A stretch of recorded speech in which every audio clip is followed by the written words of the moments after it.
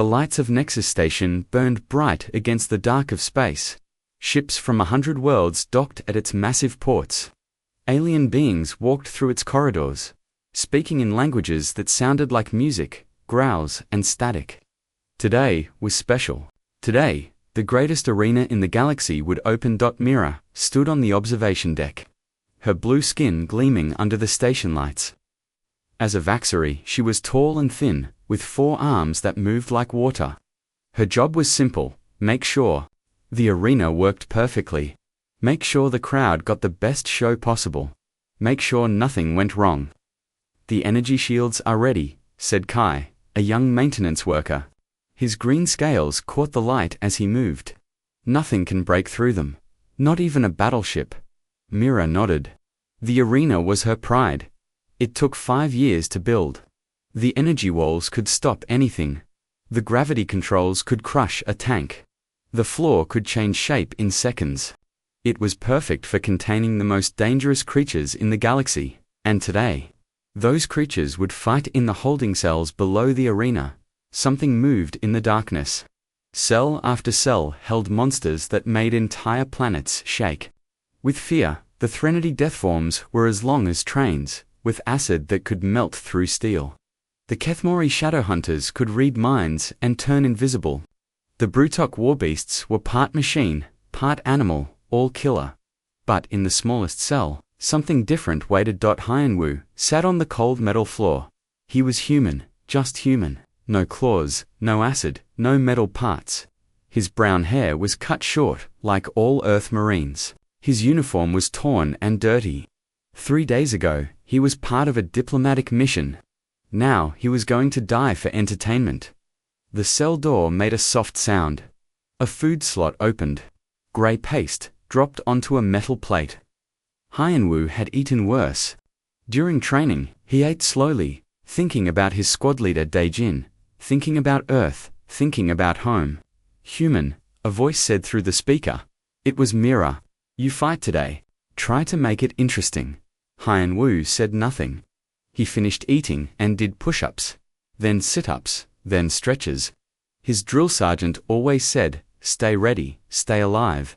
Above the arena, filled with thousands of aliens, they came from every corner of the galaxy.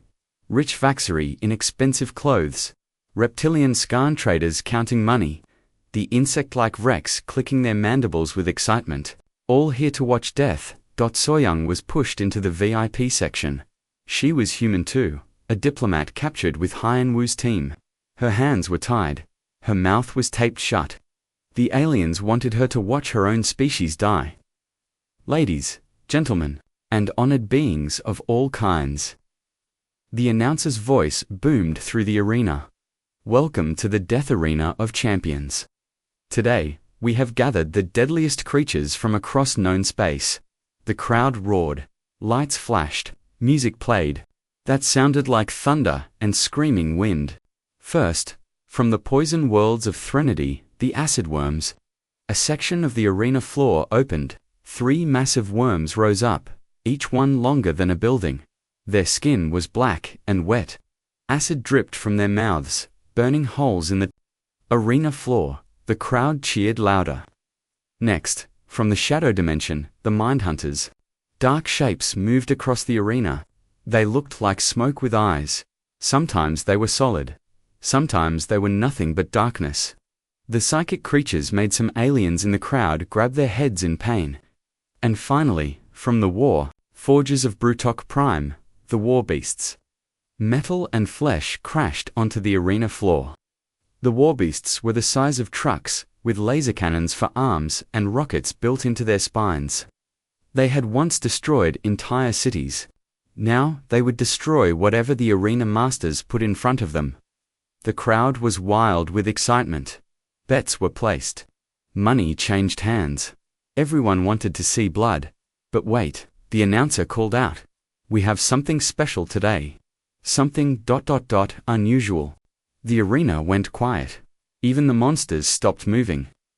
From the primitive world of Earth, a human soldier, Taemin, a Vaxari military observer, leaned forward in his seat. He had heard of humans.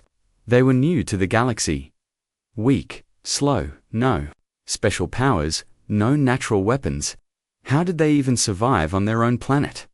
The floor in the center of the arena opened. A metal platform rose up. On it stood Hien Wu. He looked small next to the creatures around him. His only weapon was a broken piece of metal he had taken from his cell. The crowd laughed. Some aliens pointed. Others shook their heads. A few felt sorry for the small creature that was about to die. Soyoung tried to scream through her tape. Tears ran down her face. She had known Hien Wu for 2 years. He was a good Marine, a good man. He did not deserve this. The rules are simple. The announcer said, "Fight until only one remains alive. Begin." The arena shields powered up. A blue dome of energy covered the fighting area. Nothing could get in. Nothing could get out. The monsters moved first. The acid worms slithered forward, their mouths open wide. The mind hunters became shadows, moving around the edges. The war beasts powered up their weapons. Hien Wu stood still. He watched, he listened, he counted. 3 worms, 4 hunters, 2 war beasts, 9 enemies total. The first worm attacked. Its mouth opened like a cave. Acid flew through the air where Hien Wu had been standing. But the Marine was already moving. He rolled to the side, came up running. A mind hunter tried to grab his thoughts. Hien Wu felt the alien presence in his mind like cold fingers. Back on Earth, they had trained for this. Pain was temporary. Focus was everything. He pushed the creature out of his head and kept moving. Laser beams cut through the air. Rockets exploded behind him.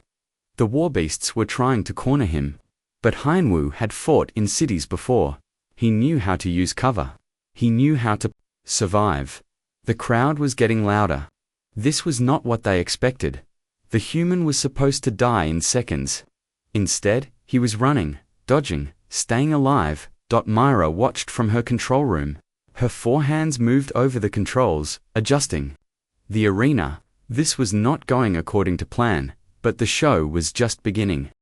The arena floor shook as the war beasts fired their weapons. Concrete exploded where Hien Wu had been standing. The Marine rolled behind a piece of broken wall, breathing hard.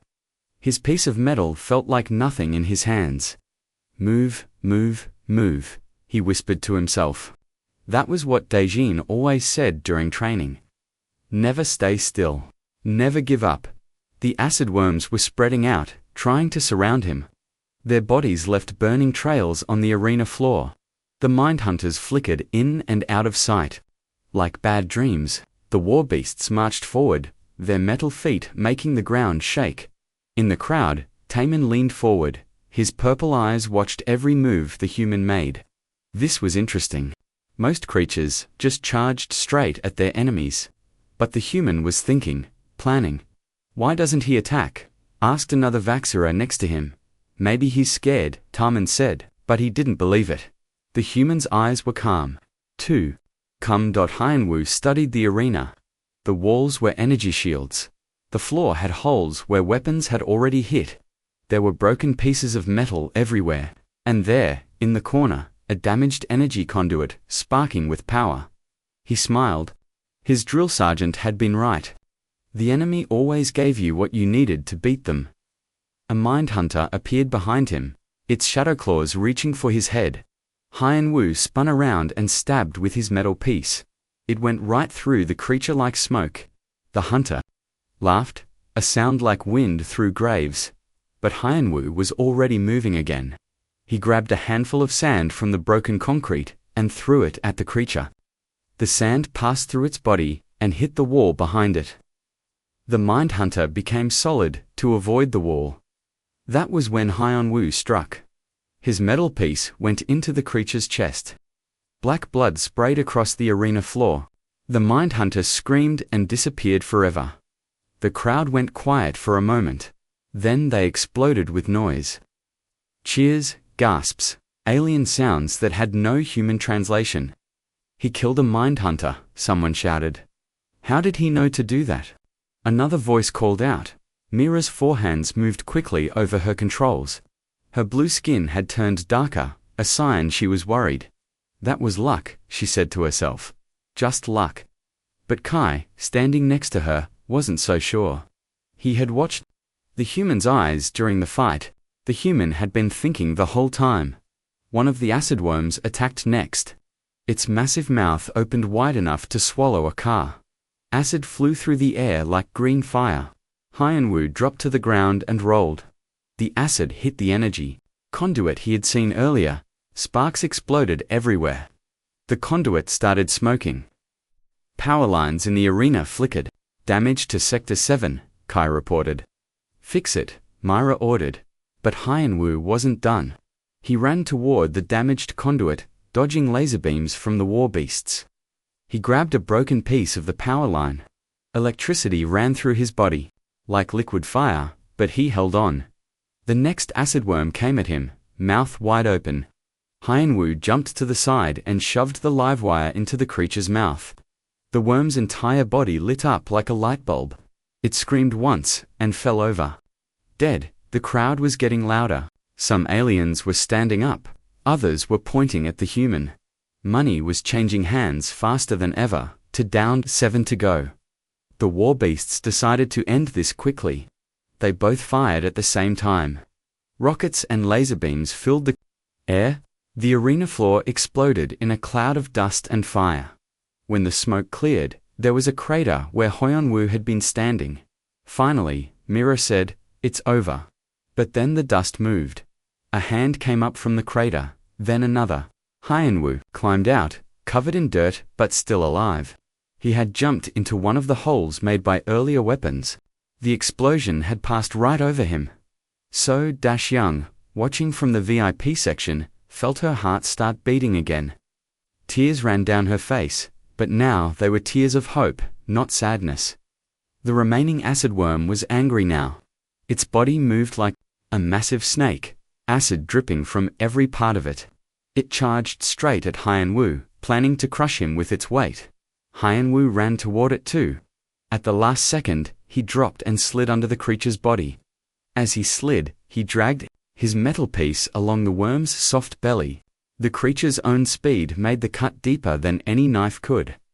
The worm crashed into the arena wall. Its body split open. Acid poured out like a green river, burning holes in the floor. 3 down, 6 to go. The mind hunters became visible. Again, they were scared now. This weak creature had killed 3 of their allies. How was that possible?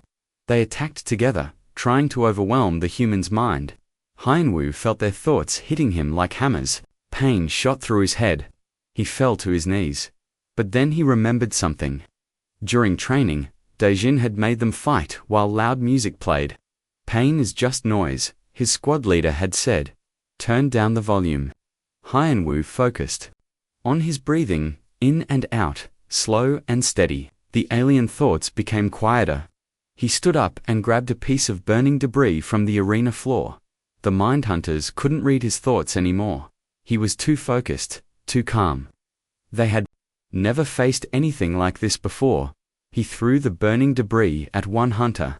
It became solid to deflect the fire and got hit by Hyanwu's metal piece. Another hunter tried to attack from behind, but Hyanwu had already moved. His piece found its target in 30 seconds. Both mind hunters were dead. 5 down, for 2. Go. The war beasts were backing away now. Their computer brains were trying to understand what they were seeing. This small creature had no armor, no special powers, no advanced weapons. But it kept winning. Impossible, Taman whispered. Around him, other aliens were saying the same thing in dozens of languages. The arena shook as the war beasts fired everything they had. Rockets, lasers, plasma bolts, acid sprayers, the air filled with fire and death. But Hyanwu was no longer where they were aiming. He was running along the arena wall, using the damaged sections as handholds. The war beasts turned to follow him, their weapons creating a trail of destruction. That was their mistake. While they were focused on Hyanwu, they didn't see the damaged energy conduits, the pools of acid. The weakened floor. Wu jumped. Not at the war beasts, but at the arena wall above them. His weight pulled down a section of damaged shield generator. It fell like a metal mountain onto the first war beast, crushing it flat. The second war beast turned its weapons upward, trying to hit the falling human. Its laser cut through the arena ceiling. Sparks and debris rained down. Emergency lights started flashing. Hyanwu landed on the war beast's back. His metal piece found the gap between armor plates. One thrust into the creature's computer brain, and it was over. The arena went completely silent. 7 of the galaxy's deadliest creatures lay dead. In the center of the destruction, covered in blood and dust, stood one human marine. He looked up at the crowd. Then he sat down on the body of the warbeast and waited. The show was just beginning. The news traveled fast. Across Nexus Station, aliens talked about the impossible fight they had just watched. In bars, ships, and trading posts, the same question was asked over and over. How did the human do it? Ginei heard the whispers through the prison walls. She was a human scientist, captured with the same diplomatic mission as Hyanwu. For 3 days, she had believed they were all going to die. Now, something had changed. The Marine one, another prisoner, whispered. He killed them all. Janae closed her eyes and smiled. She had known Hyanwu was tough, but this was beyond anything she had imagined. Maybe there was hope after all. In the arena control room, Myra paced back and forth. Her forearms moved in angry patterns. The crowd was cheering, but she was worried. This was not supposed to happen. Humans were weak. Everyone knew that. Ma'am, Kai said quietly, the betting pools have exploded.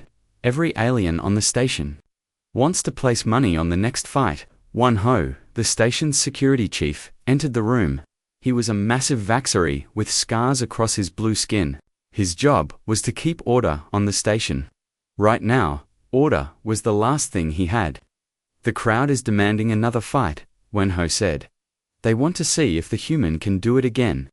It was luck, Mira insisted. Pure luck. No creature that small and weak can be that dangerous. But even as she said it, she didn't believe it. She had watched the fight recordings 5 times. The human had been thinking every second, planning, adapting. That wasn't luck, that was something else. What do we use next? Kai asked. Myra thought. For a moment, the plasma serpent. Nothing has ever survived its breath weapon. In the arena, medical robots cleaned up the bodies and repaired the damage. The energy shields hummed as they recharged. The crowd stayed in their seats, unwilling to leave. They wanted more. Hyanwu sat in a new holding cell. This one was bigger, with better food and a soft bed. The Vaxari were treating him like a valued fighter now, not just a victim. He ate slowly and thought about what came next. He knew they wouldn't let him win and walk away. Each fight would be harder than the last. They would keep pushing until something finally killed him. But until then, he would keep fighting, keep winning, keep showing the galaxy what humans could do. A screen on his cell wall turned on. Mirror face appeared. Human, she said. You fight again tomorrow. This time, you face the plasma serpent of Korath Prime. It has never been defeated, ever. Hyanwu looked at the camera and nodded. He said nothing. Words were cheap, actions mattered. The next day, the arena was packed. Twice as many aliens had come to watch. Ships from distant worlds arrived just to see the human fight. Betting pools had reached amounts that could buy entire planets. Taman sat in the same seat as before. Next to him was Admiral Zektar, a high-ranking Vaxari military officer. The Admiral had come to see this human for himself. You really think this creature is dangerous? The Admiral asked. I think we don't understand humans at all, Taman replied. In the VIP section, Soyoung was brought in again. Her hands were still tied, but the tape was gone from her mouth.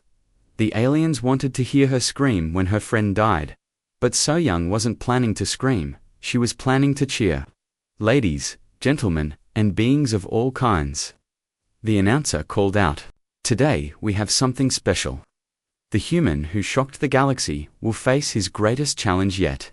The crowd roared, lights flashed, music played that sounded like war drums and thunder.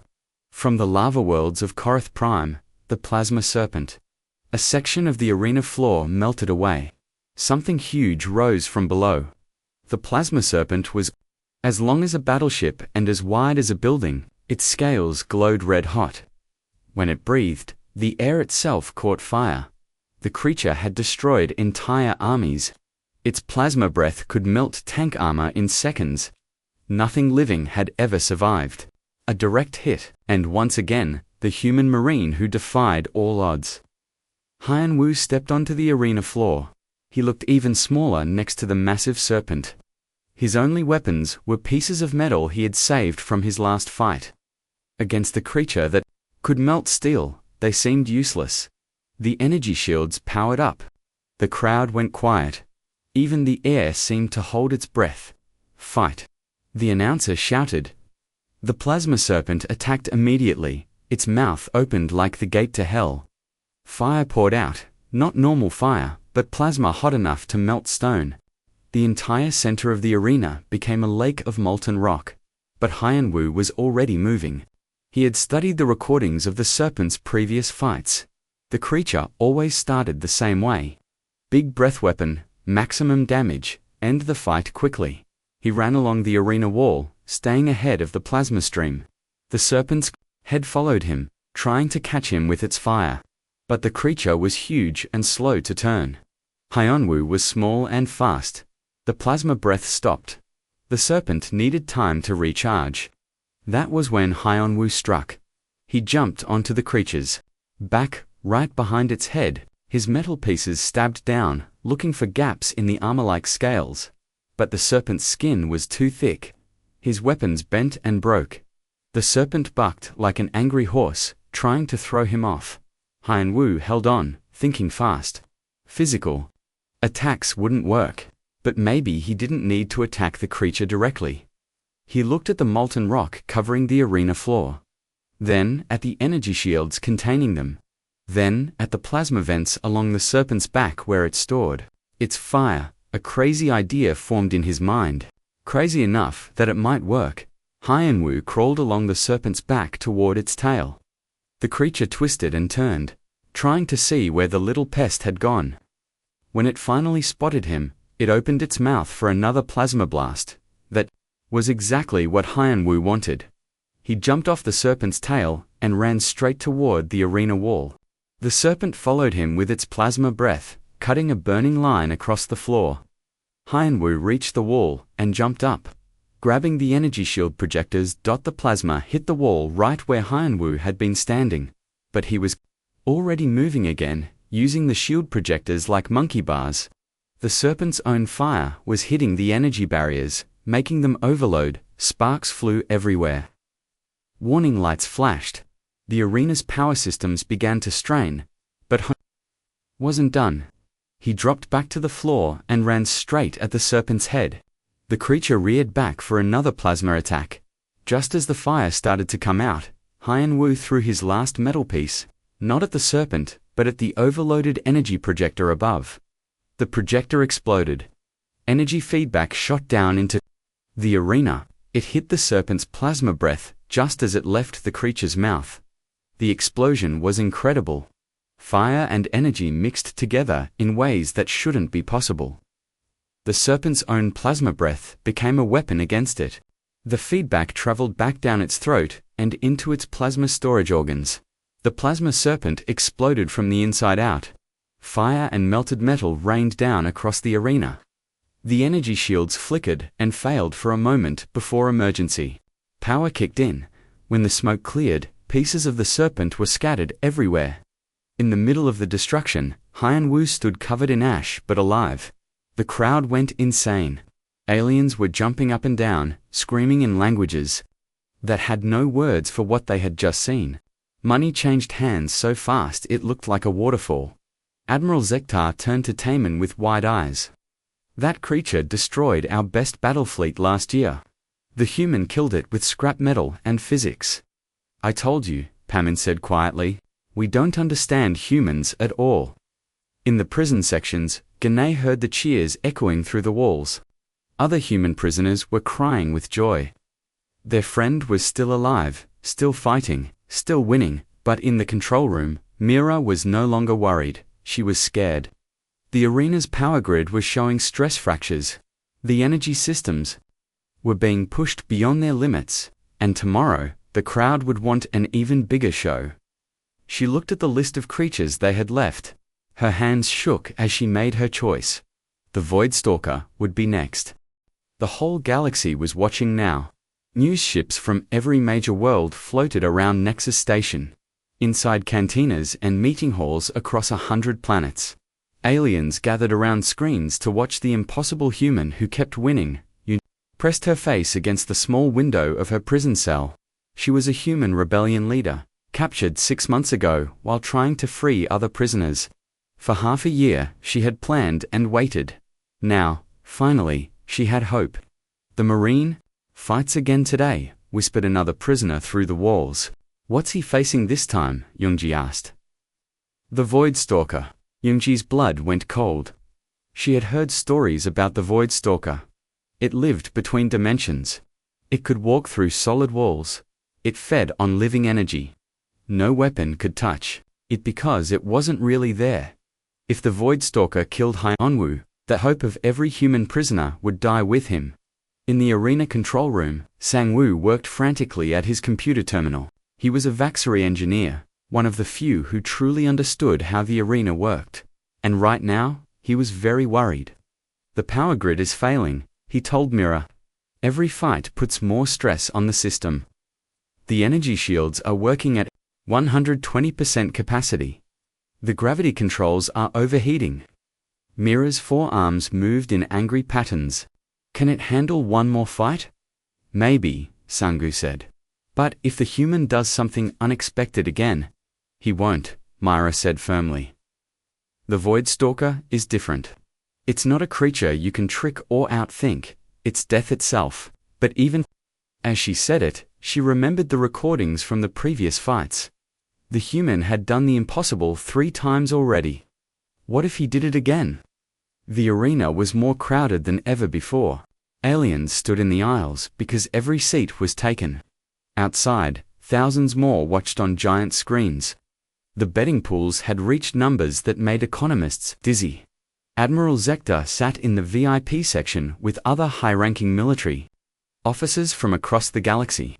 They had come to study the human, to understand what made Earth's warriors so dangerous.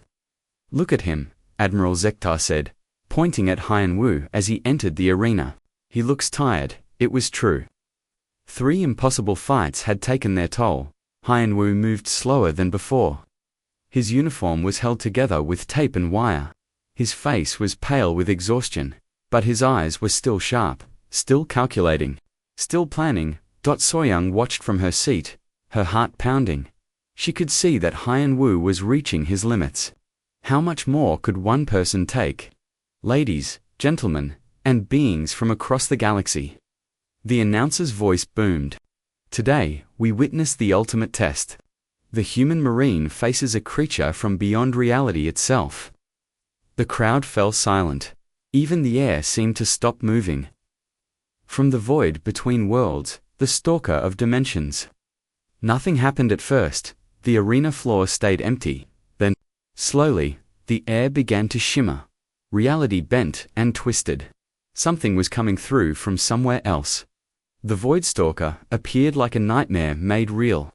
It was tall and thin, with arms that stretched like shadows. Its face was a hole. In space itself, when it moved, pieces of it disappeared and reappeared somewhere else. The creature had killed entire space fleets by walking through their holes and consuming their crews. Weapons passed through it like smoke. It could not be trapped because it existed in multiple dimensions at once. Hyunwoo studied his enemy. This was different from everything before. The other creatures had been physical.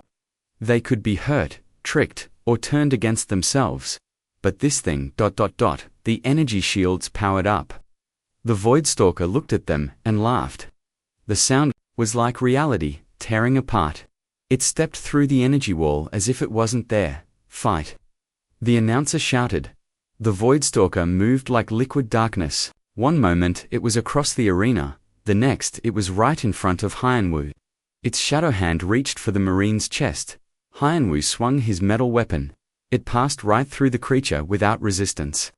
The Voidstalker's hand touched his shirt, and the fabric began to dissolve. Whatever this thing was, It consumed matter on contact. Hyenwu rolled backward, thinking fast. Physical attacks wouldn't work. The creature existed in multiple dimensions. But that meant it had to anchor itself somehow.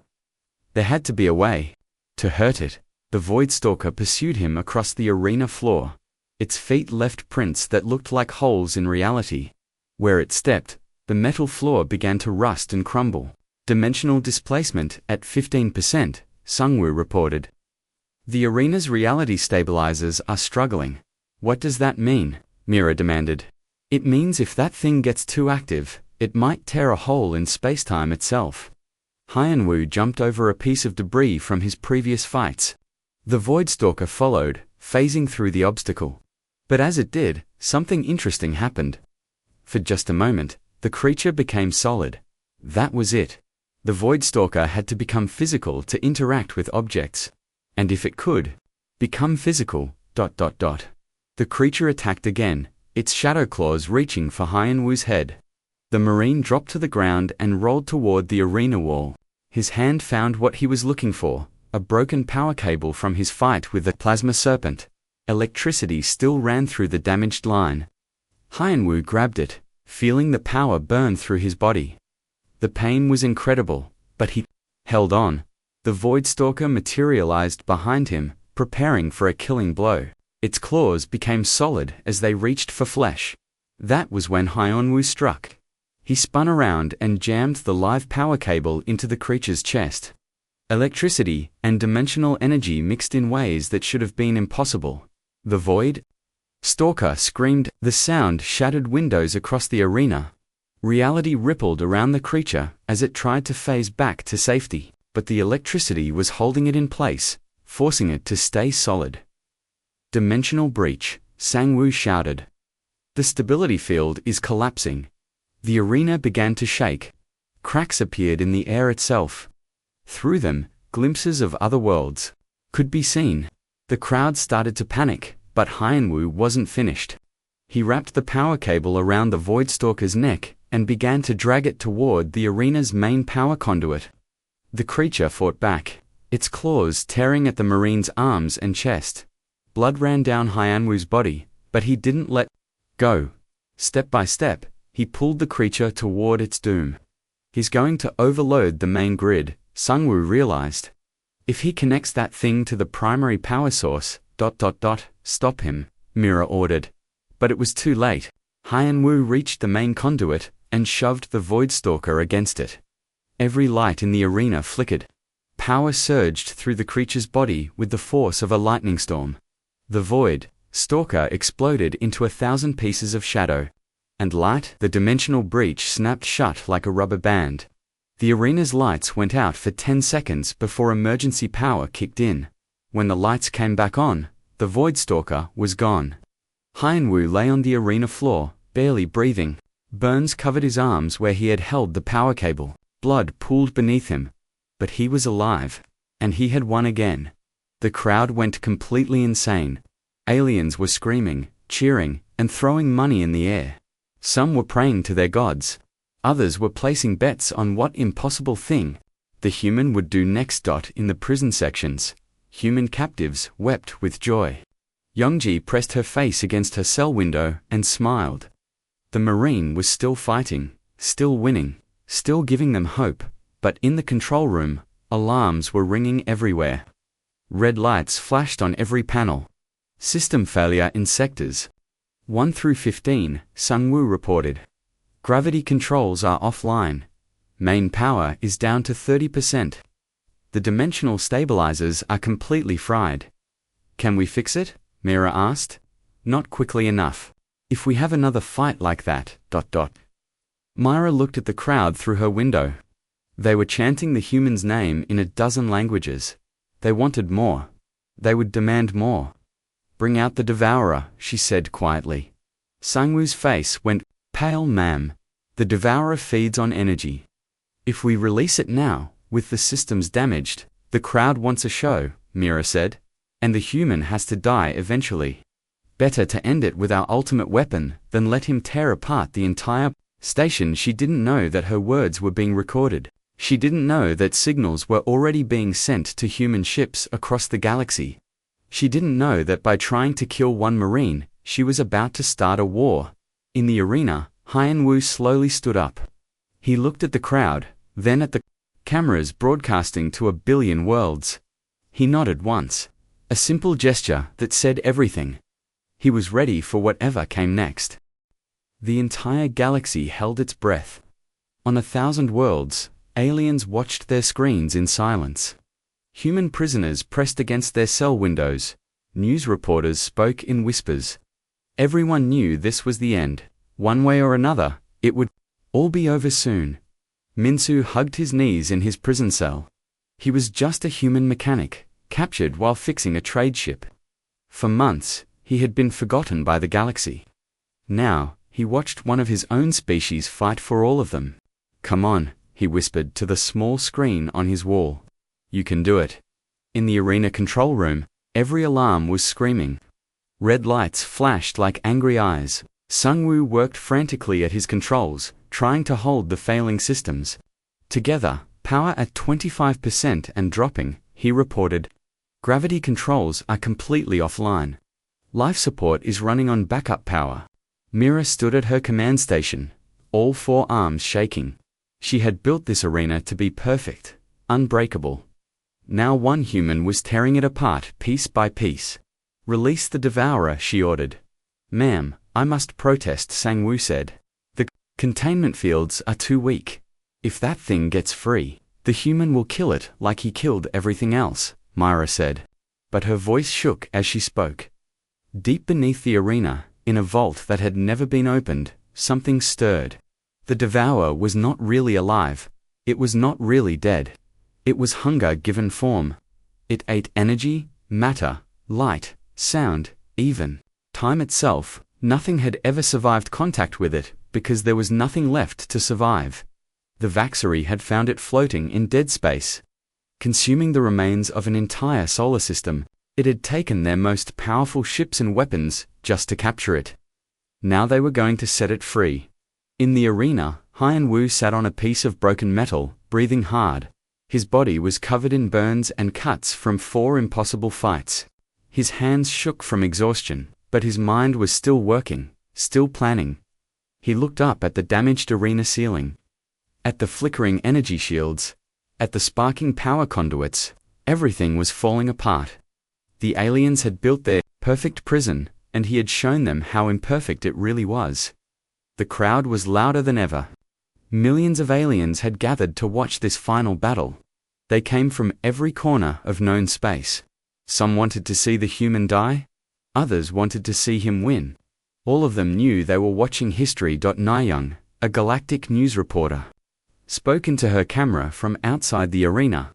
"This is the most watched event in galactic history. Whatever happens here today will change everything." She was more right than she knew. "Ladies, gentlemen, and beings of all worlds," the announcer's voice cracked with excitement. "For the final battle, we present the ultimate predator. The creature that devours reality itself." The arena floor began to dissolve. Not break or crack, but actually disappear, eaten away by something that consumed everything it touched. A hole opened in the center of the fighting area. From that hole, darkness rose. The Devourer was impossible to describe.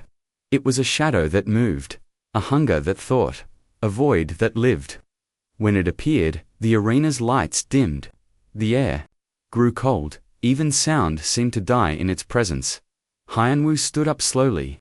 He had faced acid, fire, shadows, and dimensional creatures. But this was different. This thing didn't just want to kill him, it wanted to erase him completely. The energy shields flickered and tried to power up, but the Devourer simply absorbed them. The energy barriers that could stop battleship weapons vanished like smoke. The creature grew larger, fed by the power. It consumed. Shield failure, Sung-Woo shouted. "All containment is offline." The crowd began to panic. Aliens ran for the exits. But the Devourer's hunger was already spreading beyond the arena floor. Seats began to crumble. Walls started to fade. The creature was consuming the entire structure. "We have to evacuate the station." Wonho yelled into his communicator. Everyone off. Now. But it was too late. The devourer had grown too large. Consumed too much. It would eat the entire station before anyone could escape. Hein Wu watched the creature approach. His weapons were useless. His tactics meant nothing. How do you fight something that eats everything? Then he remembered something Dejin had taught him during training. Sometimes the only way to win is to change the rules of the game. Hein Wu smiled. It was a cold, dangerous smile. Instead of running away from the devourer, he ran toward it. The creature reached out with tendrils of pure hunger. Where they touched his uniform, the fabric simply ceased to exist. But Hein Wu wasn't trying to attack the creature. He was running toward the arena's main power core, the massive fusion reactor that powered the entire station. What is he doing? Mira screamed. Sangwoo's eyes went wide with understanding and terror. He's going to overload the reactor. He's going to destroy everything. Stop him. But there was no way to stop him. The security systems were offline. The weapon turrets had no power. There was only the human marine, running through a disintegrating arena, toward a nuclear fire that could destroy planets. The devourer followed, consuming everything in its path. The creature sensed the enormous energy of the fusion reactor, and hungered for it. All that power, waiting to be devoured. Hein Wu reached the reactor core. It was a sphere of contained starfire, held in place by magnetic fields and energy barriers, enough power to light up a solar system. He looked back at the devourer, which was almost upon him. Then he looked at the control panel for the reactor's safety systems. For Earth, he whispered. For humanity. For everyone who said we were too weak to matter. He smashed the control panel with his fist. The safety systems failed. The magnetic containment collapsed. The fusion reactor began to go critical. The devourer sensed the incredible energy about to be released and rushed forward eagerly. It opened itself wide, preparing to consume the power of a star. That was its mistake. The reactor exploded with the force of a supernova. But instead of expanding outward, all that energy was instantly consumed by the devourer. The creature tried to absorb power beyond imagination. Energy that could crack moons and boil oceans. For one terrible moment, the devourer grew to impossible size, glowing with stolen starfire. Then, it began to collapse. Too much energy, too fast. Even a creature that ate reality had limits. The devourer imploded, taking all the consumed energy with it. The explosion and implosion happened at the same moment, creating a cascade reaction that tore apart space itself. The arena didn't just explode, it ceased to exist. The entire structure, along with everything inside it, was converted to pure energy and then consumed by the dying devourer. What remained was a perfect sphere of destruction, expanding outward at the speed of light. Ships fled in every direction. Space stations activated their emergency jump drives. Entire fleets ran from the expanding ball of annihilation. When it was over, where Nexus Station had once stood, there was only empty space and debris. At the center of the destruction, a single life pod floated in the vacuum. Inside it, barely alive, was Huan-Wu. Rescue ships found him 3 hours later. Human vessels that had been racing toward the station since news of the fights began. When they pulled him from the pod, he was unconscious, burned, and broken. But he was breathing. The recordings of the fights spread across the galaxy faster than light itself. On every human world, people watched their brother stand against impossible odds and win. On alien worlds, creatures that had enslaved humanity for decades began to look over their shoulders. Yonji and thousands of other human prisoners were freed when their alien captors suddenly decided that keeping humans was too dangerous. Minsu was released and given a ship to go home. Janae found herself appointed as an ambassador, tasked with negotiating new treaties that treated humans as equals. The Vaxari Empire, which had ruled through fear for centuries, found their authority crumbling. If one human marine could destroy their greatest weapon, what could 1,000,000 human marines do? Admiral Zektar, who had survived the arena's destruction, sent a message to the Vaxari High Command. Recommend immediate peace negotiations with Earth. The humans are not what we thought they were. 6 months later, Hyanwu stood before the Galactic Council. His body had healed, but the scars remained. When he spoke, representatives from 1,000 worlds listened in respectful silence. "My name is Marine Sergeant Hyanwu of Earth," he said simply. "I'm here to discuss humanity's place in this galaxy." And for the first time in galactic history, when a human spoke, everyone listened. The smoking crater where the arena had been was declared a monument. Ships from across the galaxy came to see the place where one human had changed everything, where the rules of power had been rewritten forever. The galaxy had learned a simple lesson: never underestimate a human marine.